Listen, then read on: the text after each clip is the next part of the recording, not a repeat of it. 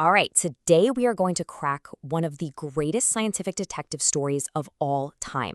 The race to figure out the shape of DNA, the actual code of life itself. So, for years, scientists knew that this molecule called DNA was basically the instruction manual for all of life. It was the blueprint.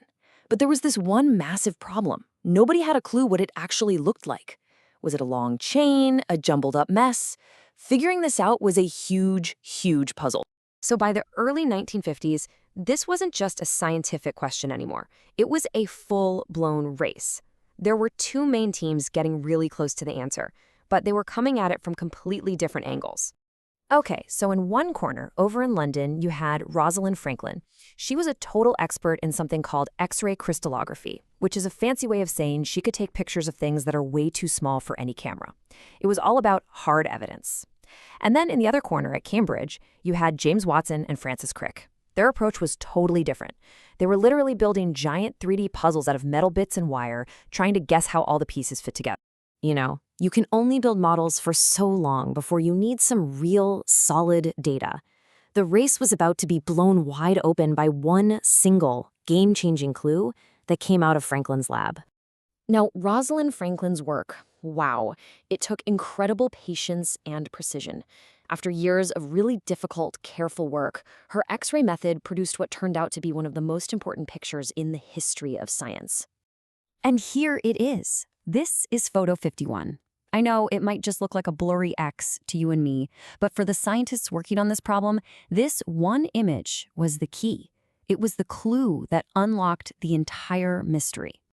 And get this, to capture this one single image took 100 straight hours of X-ray exposure. That's more than 4 days of non-stop work for just one picture.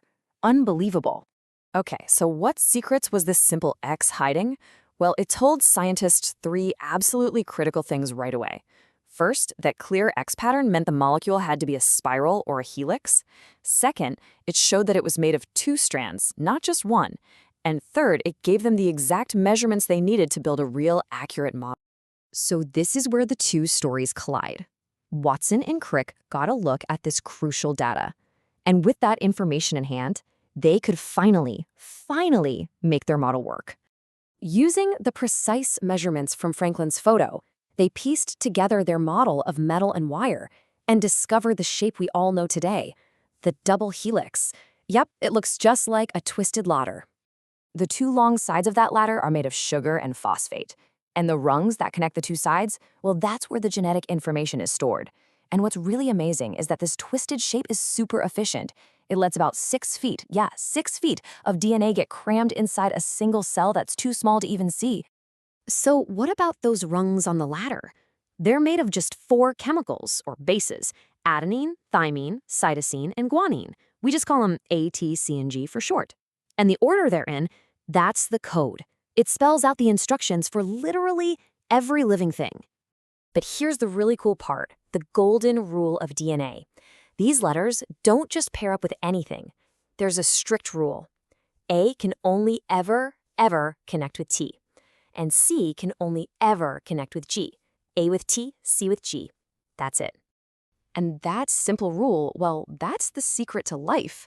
It's how DNA makes perfect copies of itself. The ladder just unzips right down the middle. And because A only pairs with T and C only pairs with G, each half can be used as a perfect template to build a brand new side. And just like that, you have 2 identical copies of the original DNA. It's brilliant. So there it was. The code was finally cracked. The puzzle was solved. But honestly, the real impact of figuring out this one little shape was just getting started. The discovery was announced in 1953. Then, 9 years later, Watson, Crick, and Franklin's colleague, Maurice Wilkins, got the Nobel Prize for it.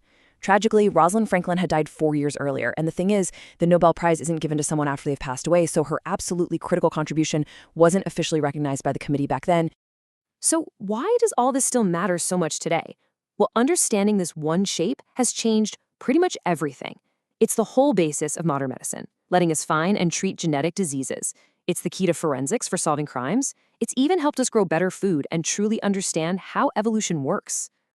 Okay, to really wrap your head around just how much information we're talking about, I want to leave you with one final question. The answer is 3 billion. 3 billion pages. That's how massive the instruction manual for being you is. And all of that elegant, incredible code is packed inside almost every single cell in your body.